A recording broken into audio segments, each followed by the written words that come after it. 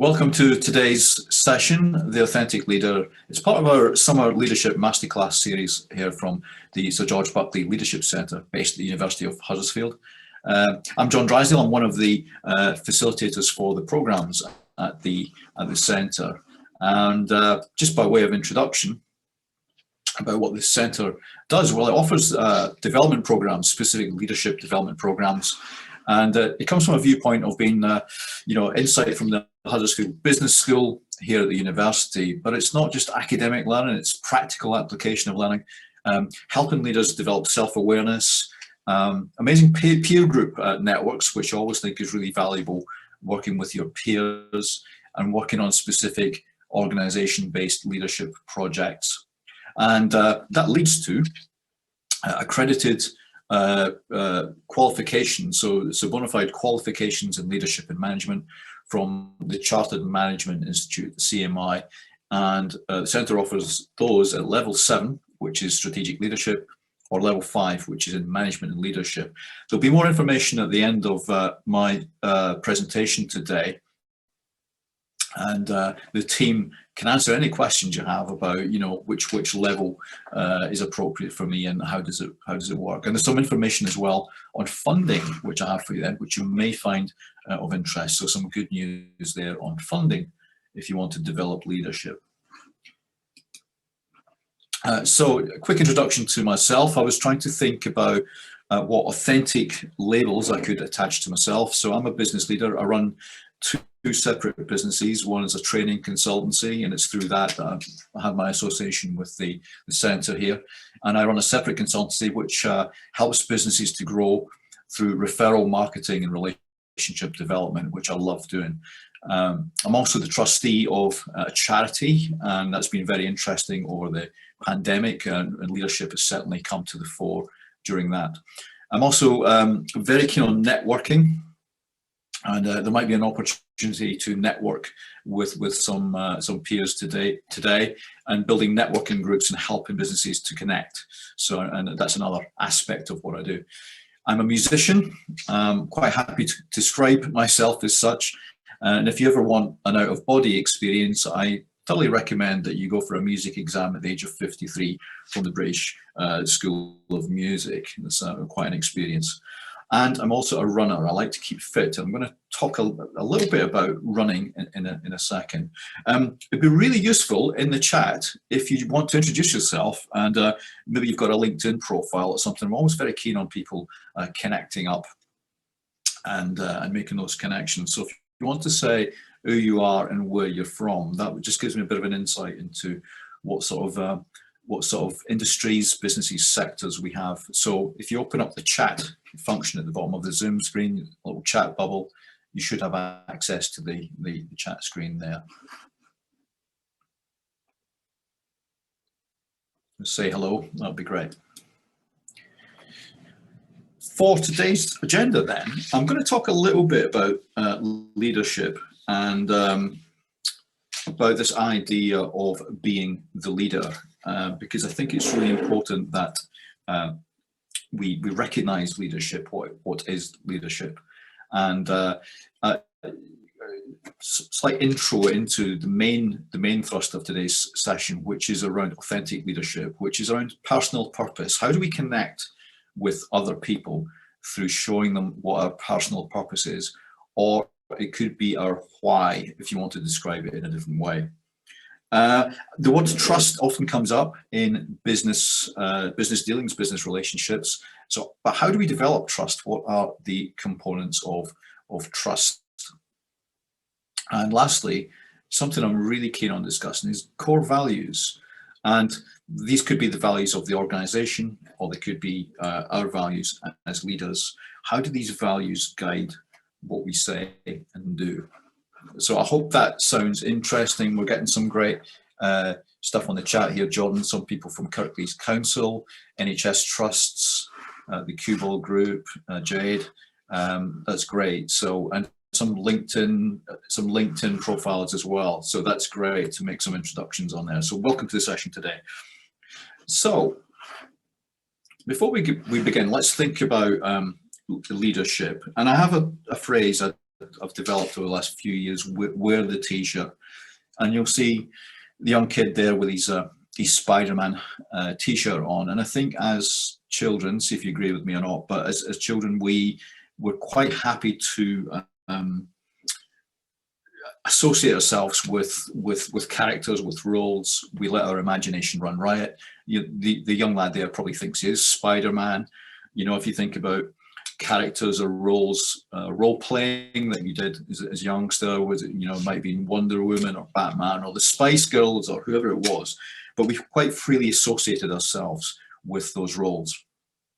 Something happens though, I think, when we get into our kind of, you know, secondary school years. In fact, if you look at the talk by Ken Robinson, so Ken Robinson on YouTube, he talks about how schools kill creativity. And I think as we start to get into university, early career, so a lot of that confidence is knocked out of us. And I think this is particularly prevalent to when we start to think about wearing the leadership t-shirt.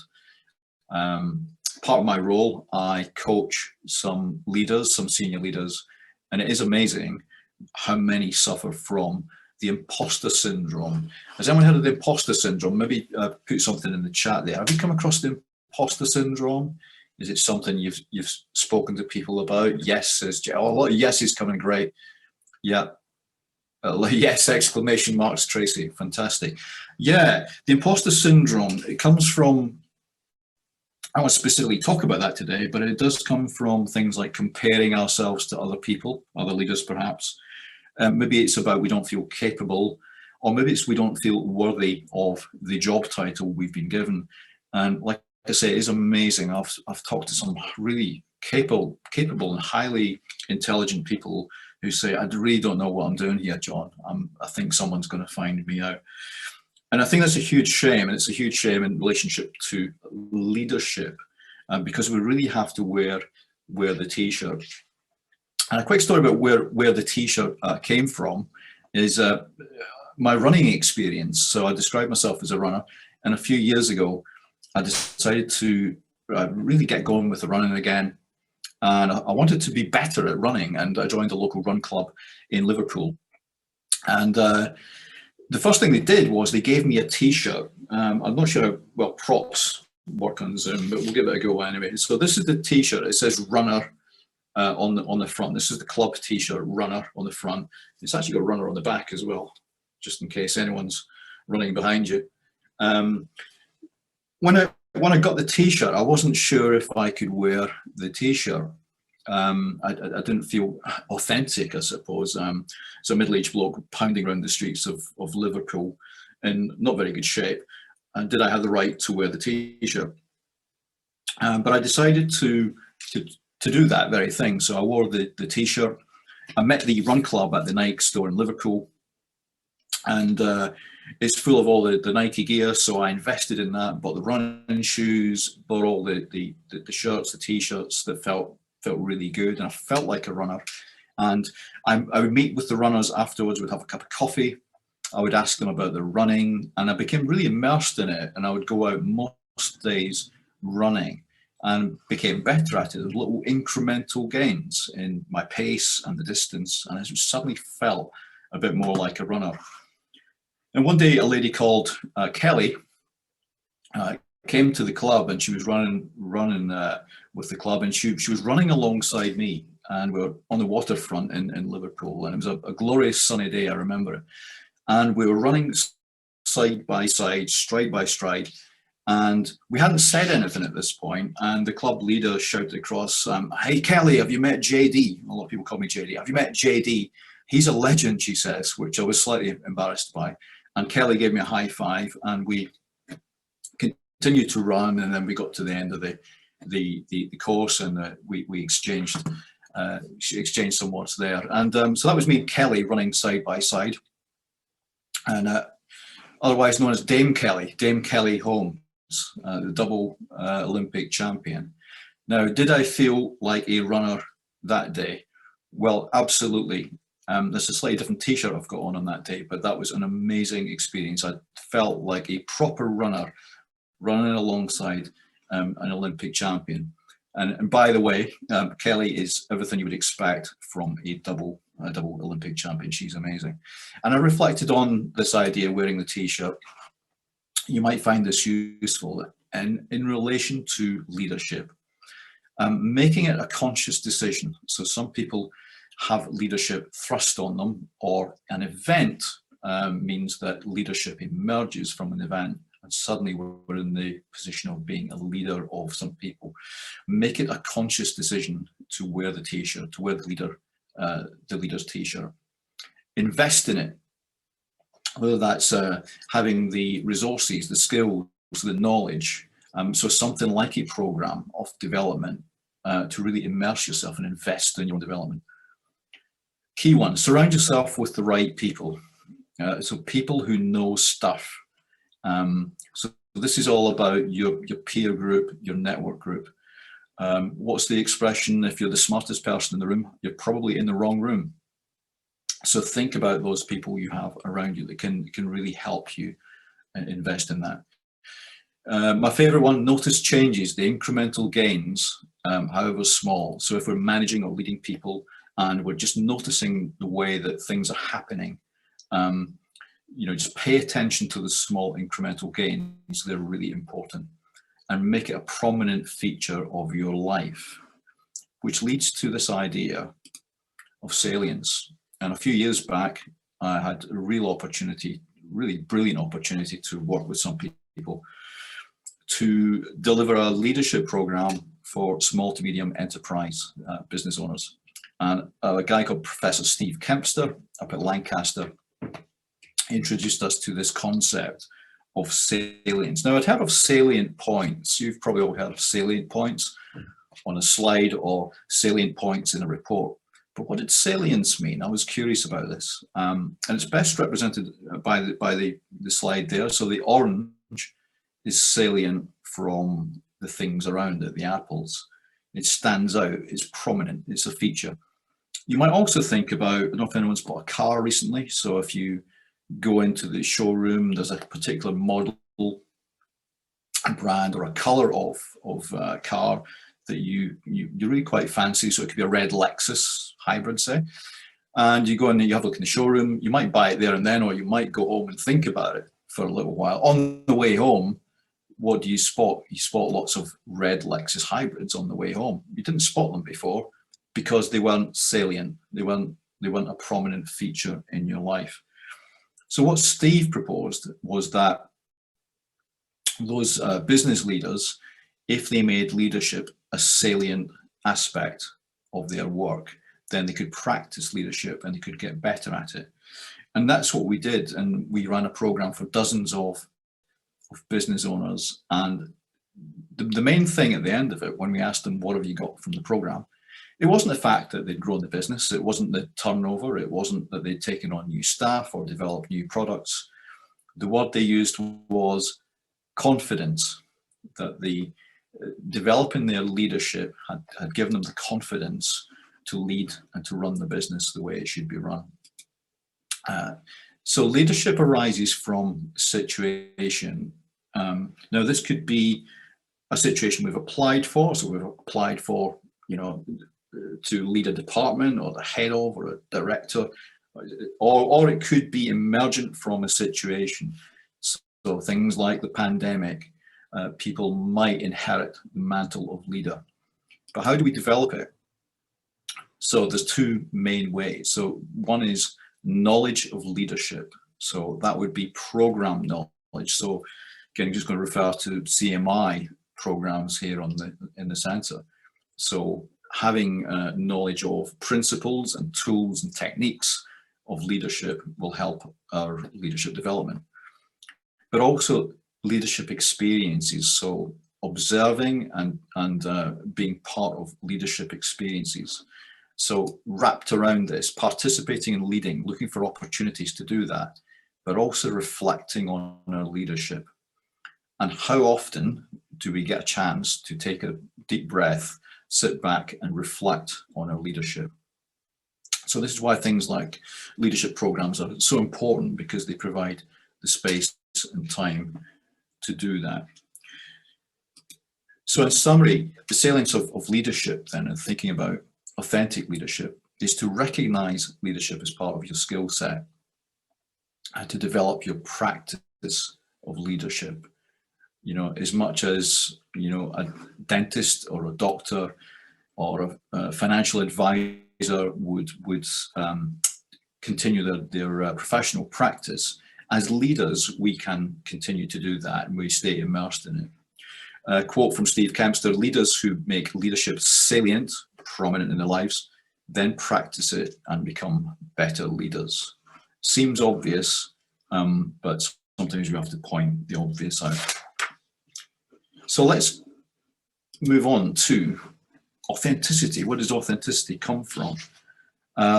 So there's a quote, I think it's from Theodore Roosevelt, President of the United States: nobody cares how much you know until they know how much you care. And this is a field I really love working on, is to really tap into why do we do what we do. And you might have come across a guy called Simon Sinek. Again, if you've got any comments on that, stick them in the chat. Have you heard of Simon Sinek? It's on YouTube and highly successful TED Talk. And he's come up, Simon, with probably the world's simplest management model. And this is about how we communicate. And what Simon says is that a lot of us and a lot of organizations communicate from the outside circle, what we do. Thanks for the comment, Dan. His books and TED Talks are phenomenal, so that's great. So yeah, so Dan's recommended Simon Sinek as well. Yeah, a lot of us communicate the what we do. Some of us may communicate how we do stuff. This could be about our approach or what makes us different. Very few of us communicate from the why. The why. Why do we do stuff? What is important about that thing that we do? On the TED Talk, I think Dan and Ben can probably confirm this, but I think he uses Apple as an analogy. Why do Apple do what they do? Well, they see themselves as disruptors of the status quo. They want to do things differently. What they do, they actually produce computers pretty much in the same way that Dell does, and Samsung phones. So they produce phones the way that Samsung might produce a phone. But how they do it is, well, we have in Apple sleek machines, so it's all about the design of the machines, and the operating system is different. That's how we do stuff. But the why is the thing, the difference, the disruptive element of that, shaking up the status quo, is why people probably queue outside the Apple stores waiting for the next iPhone. And we can do this as leaders as well. We can really communicate from our purpose. So I have a client of mine, really small business, and she's a bookkeeping and PA services. So Laura does bookkeeping and personal assistant services. That's what she does. How she does it, she's a ninja on the Xero accountancy platform. And so her how is about how she transfers businesses' accounts onto Xero and makes them much more efficient. Her why, she's been sharing these on LinkedIn. She's done a couple of videos on LinkedIn, and her why is, when she was first in business, she wasn't spending enough time with her kids, and her kids are now in their teens and ready to fly the nest. And she really regrets the time that she spent being busy in business and not spending enough time with the family. So that's her driver for her clients. She wants them to spend more time with their family, and that's why she does what she does. Which I think is brilliant, because it makes her really relatable, and it means that people will come to her who want to have some of that, who want to spend more time with their family. So this is what Simon says, really, communicating from the golden circle, as we call it.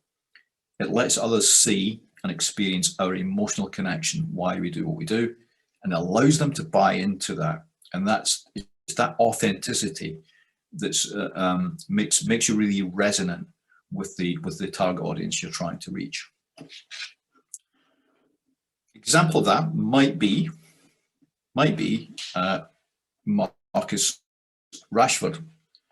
And I suppose if any other footballer had talked about the school meals thing, they might have had some success, I guess, that might have been high profile enough to do that. But Marcus's backstory makes it much more resonant. This isn't something he's just woken up and decided to do. This comes from his experience, his lived-in experience, that the food kitchens were a thing that they knew about, and this idea about collecting your Christmas dinner every year really resonated with people, and that's why I think a lot of people resonated with Marcus Rashford on that one. And good luck to the England team this evening. And you won't hear many Scottish people saying that, but there I've said it. There we go.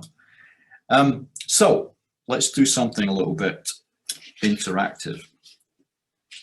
If we were doing this face to face, we would probably have some coffees and bacon or veggie butties, and before the session we'd mingle and we'd probably meet each other, we'd maybe have a little awkward conversation or two like we do when we network, and we might ask someone, we maybe have a name badge, we'd look at the name badge and we'd say, what do you do?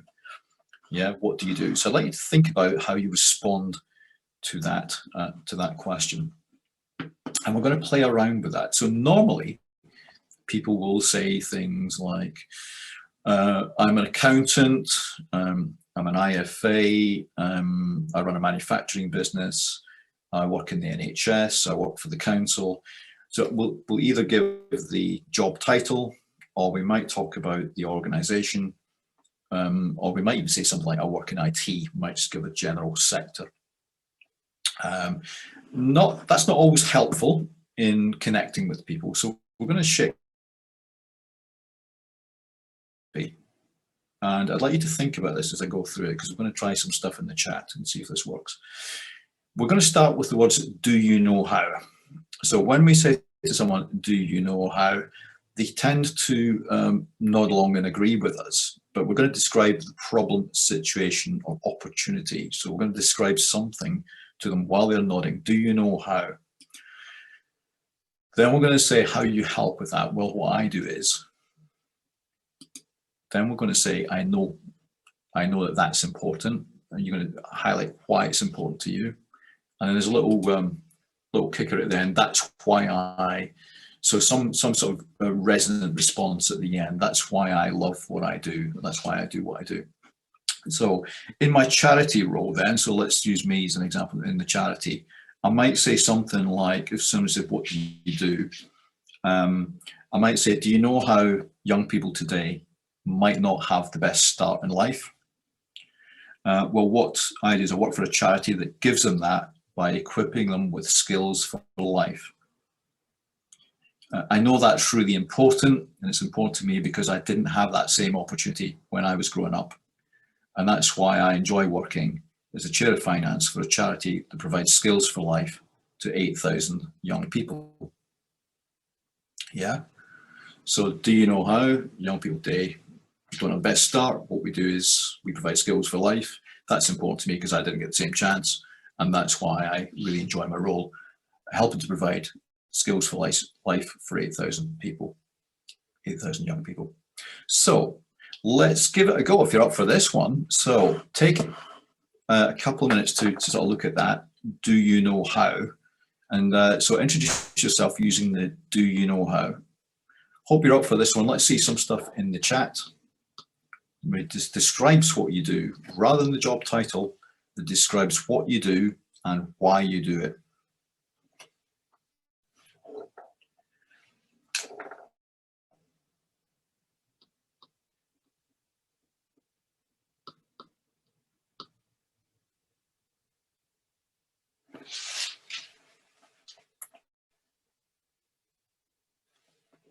Don't be shy with this one. It'd be good to see some examples. So I'm not talking to myself. We did this with some accountants, and the rules were that they weren't allowed to use the words accounts, tax, audit, or payroll. And it was quite interesting when we met them again. They had met people that described themselves in a different and interesting way, and some of them had got new business from describing themselves in that way. So does anyone have a do you know how?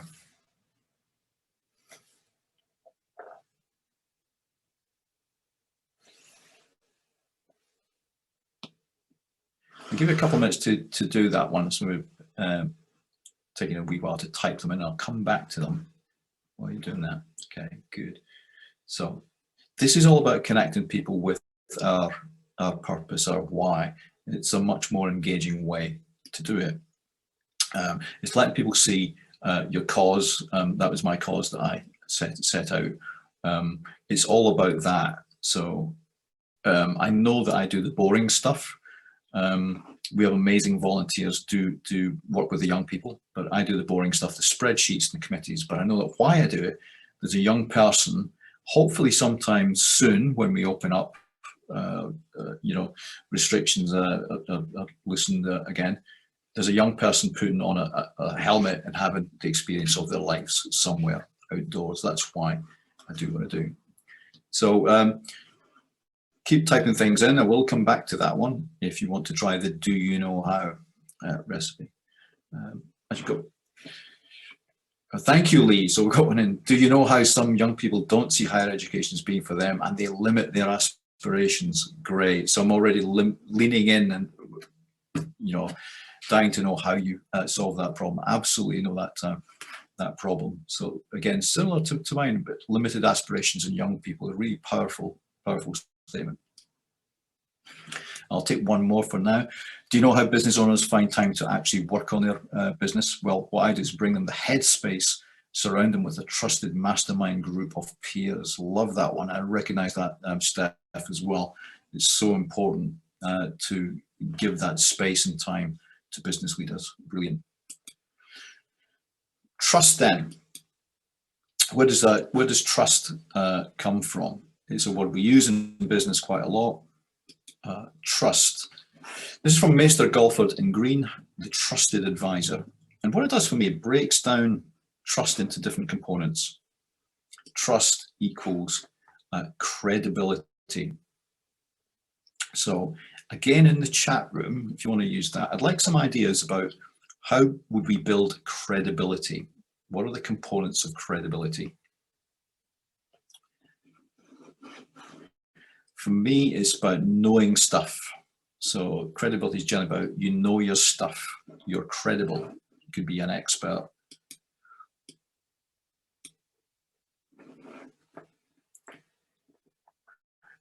Plus reliability. And Tracy's just come in saying, do what you say you will do. I think that could be credibility, but it could also be reliability, Tracy. Doing what you say you will do is part of reliability. It's showing up and doing what you say you'll do, following through on your actions. Going back to credibility, Dan, experience would build credibility. That's brilliant. Louise, show you listen to understand. I'm going to talk about that in a second as well. So these are great suggestions. So credibility, knowing your stuff, reliability, doing what you say you will do. And the last one is something called intimacy. It's a bit of a strange word in this context. For me, this means that you know the person. So this is about knowing someone and feeling safe with them. And it's maybe about knowing them and liking them and then trusting them. And it's a kind of two-way relationship. I do a lot of work with business people, helping them to develop relationships. So that is about being curious about others and getting to know them.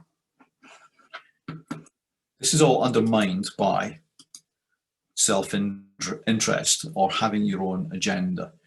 And I think this is really important for leaders as well. If people perceive that you have an agenda and you're in it for yourself, then it completely undermines all the good work you've done on the top line there. One thing I do focus on with business leaders is that top line is something I call image triage. So you're guardians of your own image and how people perceive you. And it's really easy, isn't it, to drop the ball on something, to not be reliable, or to even diminish your credibility. I've seen business leaders just undermine their credibility, given presentations, they've said something stupid, or on LinkedIn posting things, and it completely undermines their credibility. So something you might want to jot down is image triage. So it's looking after your image and taking care of it as business leaders. Great. So we've got a couple of do you know hows come in as well. Let me have a look. Emma said, do you know how girls and young women don't have many safe spaces to express themselves? Well, I bring them together in a safe space, organising activities and adventures to help them express themselves. Brilliant work, Emma. Really like that one. Ben said, do you know how apprenticeships can sometimes feel like a one-size-fits-all approach? Yeah. Well, what I do is work with businesses to develop individualised apprenticeship programmes which meet the required standard, whilst also giving them the specific skills and knowledge they need to do the job. I know that's important because I speak to business owners frequently who are growing tired of apprenticeships. That's why I want to develop the quality of apprenticeships so that more business believe in and benefit from them. That's brilliant, Ben. Really like that one a lot. So you could see how, you know, if you met Ben and he started to talk about his role there and why that was important, that would be a lot more powerful, I think, Ben, I would suggest, than saying you work in apprenticeships. I'm just guessing here, but I'm thinking that would probably be the case. So that's trust. Go back to Louise said, listening to understand. And I'm glad you said that, Louise, because this is another way that we can really develop trust in our people. And again, let me know in the chat if you've read this book, Nancy Klein, Time to Think. I think it's one of the most important books I've read over the last number of years. And what Nancy says is that if we give people our attention, if we pay them attention, that the quality of their thinking increases. So they become better at thinking purely by us listening and giving them attention. Yeah. And as Louise said, it's about listening to understand. So attention, listening with respect, interest, and curiosity. So asking questions that are curious. Nancy talks about equality. She actually talks about thinking partners. So there's no hierarchy involved here. We are thinking partners, you and I, in a space. And as a leader, if you can give people that space and time to think, it's hugely powerful. I'm always amazed at how much power listening has. Sometimes we don't need to fix people. Sometimes we don't need to solutionize. Sometimes we just need to listen and people will work through their own problems. Appreciation for the person and empathy. So can we step into their shoes and experience their feelings or relate to their feelings? I love this one as well, ease, offering freedom from rush or urgency. How many of you are busy right now? Many of you are dealing with urgent things. How many of you are actually able to create a space that is free from all that? Probably very few of us. So as a leader, if we can offer that to people, it's hugely powerful. It's ease, away from rush, urgency, or drama sometimes. So removing drama from the situation. And place. So creating a nice environment that says to people, you matter. So this is about you and I. I'm going to create this time and space. I'm going to listen to you, and I'm not going to be rushing off to the next appointment or looking at my watch or my mobile phone. That this is about an environment in which you matter. If that sounds interesting, I thoroughly recommend you have a look at Time to Think by Nancy Klein. There's a website as well if you Google Time to Think.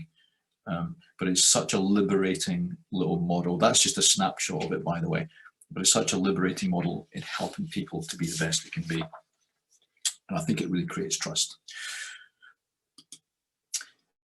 So the last feature I want to talk about in terms of authenticity is values.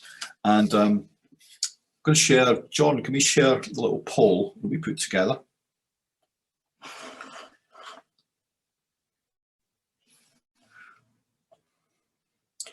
So a couple of questions. I'm interested in values. So company and organizational values. I work in a lot of organizations that have values.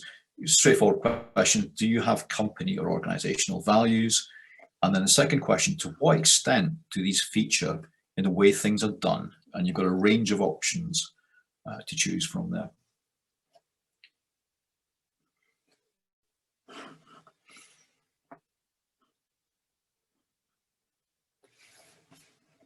Got another do you know how coming in from Stephen. Do you know how to cut the costs of your compressed air system? We can help with correct sizing, leak detection, prevention, and advice on equipment selection. Brilliant, Stephen. So another expression I use is the go-to. So are you the go-to person around compressed air systems? So it'd be useful to think about yourself as the go-to person for that sort of advice and equipment selection.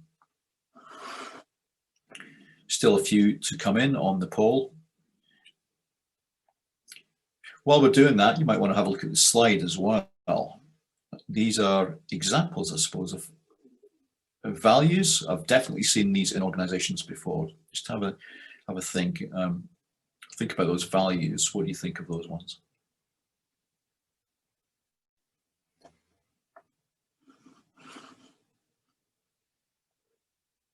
Okay, we'll be end the poll in a couple of seconds. Be quick if you want to be included in the poll.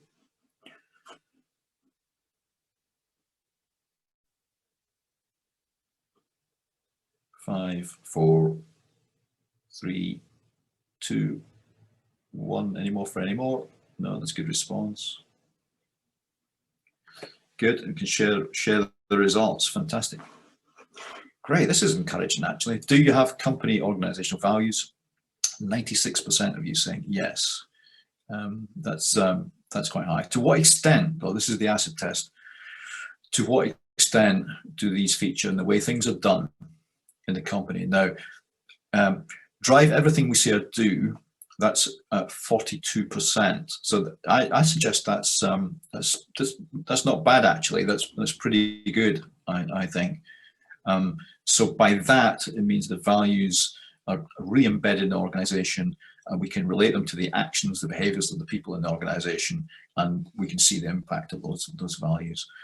90% refer to them when we need to, so that could be key decisions, perhaps. And they get mentioned occasionally, so we've got 27% here. Now, my experience is that that's quite common in organizations that I've been in, that the values are there and they're sort of alluded to now and again. The next one down is interesting. People aren't even aware of them. I have worked in organizations as well where people aren't, blissfully unaware of the values, and 4% don't have them in place. So that's great. Fantastic. So I do think they're really important. Stephen's shared some values. Passion, innovation, and care are our core values, Stephen. Great. So I'm really interested to see what you have to say about the next piece. I don't think some of these are bad per se, but are we satisfied with them? Well, there's a guy called Patrick Lencioni who's done some work on values, and he uses an expression called permission to play. And what he means by that is, if you take a word like professional, for example, does it really mean anything? And I'm going to maybe use the example of a dentist. So if I was a dentist and professional was one of my values, does that really add anything? Or to flip that around, would you go to a dentist that didn't have the value of being professional? Would you go to an independent finance consultant to ask about finances that wasn't honest? So what Lencioni says is that these are just the bare minimum that allow us to play on the field, allow us to step onto the field of play, the bare minimum required. So professional, it really doesn't do that. It really doesn't help us stand out. Rebecca said integrity, entrepreneurship, agility, and one STADA are our core values. So interesting what STADA is, Rebecca, but yeah. So really challenge the values. Are they just permission to play, or do they really mean something? Same with something that we stick on a poster that we aren't quite there yet with. So things like, are we really passionate about customer service? Is that something that happens? I used to work with an organization down Russell Square in London, and passion was one of the values. And I worked in room 101. It actually was room 101. And at least a less passionate group of people I've never worked with before. There was no engagement. I didn't hear of people being really passionate about what they did. There was no exchanges between people about the work that we did. But yeah, they had the word passion on the poster in the wall. Is that an aspiration, or is it a thing that people live and breathe? So one of the things we can do is have a look at, be interested, Rebecca, integrity. So what does that mean? Can we change that into doing words that people can actually relate to and they can transfer into the role? Someone else, Dan, with integrity, agility, ambition, collaboration, and expertise. Brilliant. Can we just bring these to life in some way? We keep the promises we make to our customers. That would be an example of integrity. We act according to our principles and ethics. We make decisions on what's best for our people. And so turning them into doing words. Remember when we were at school, we had verbs that were called doing words. I think a lot of values are nouns, and people, quite frankly, don't know what to do with them. Let's have a look at the chat here, Jordan. So we've got Stephen, promise, compliance, yeah, in the work that you do. Inclusion, kindness, it's interesting, and pride. Yeah, so again, Jim, it'd be interesting how kindness comes to life. How do you make that live and breathe? I can sort of imagine it, but it'd be useful to see how that comes about. Rebecca, integrity. Each and every one acts ethically in line with the company's internal as well as external standards. Our actions are led by speaking up and respect. That's brilliant. So it sounds, Rebecca, as if you've done a lot of work on that. And I think that's what we should do as leaders. And also think about our own values as leaders. So how are things done on your watch? And this is a nice little exercise I enjoy doing. Write down values on sticky notes. So you could have like an array of sticky notes with the values on them. And it's often fun just to kind of stick them on the wall and create a hierarchy, or you could have a knockout Euro 2020 tournament. So you could have passion and integrity, and which one would get through to the next round. And then you start to create a real hierarchy of your values. What are the most important values to you? Think about them as doing words. So what do these actually mean, and how can you make them live and breathe? And I think we should always share our values. If you give people a glimpse of your own values, what's important to you, to inspire them and to help them take action. So that's a little exercise, a little takeaway you could go away and think about. Combined with your purpose, your why, and creating trust, I think that's a really powerful trio of things that you could do to create authenticity. Just have a look at the chat again. James, come back on kindness. So let's see what you've said, James. We've shown kindness to each other and to our citizens. Colleagues have been friendly, generous, and considerate of others, especially through these challenging times.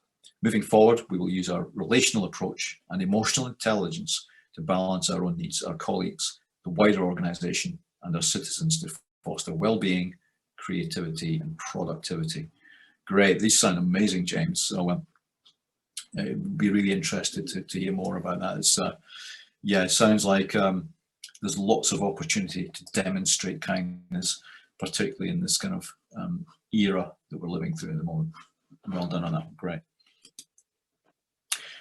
So just to sort of summarize that, we talked about leadership, and I don't know if before today you've thought about yourselves as a leader, but to make leadership salient in your life, I'm going to pinch Steve Kempster's word salient, so that it's prominent, it stands out, it's something that you recognize and that you can practice. Create your why, your emotional connection, and share it. Can't recommend that highly enough. If you show people your why, they will connect to you as a leader.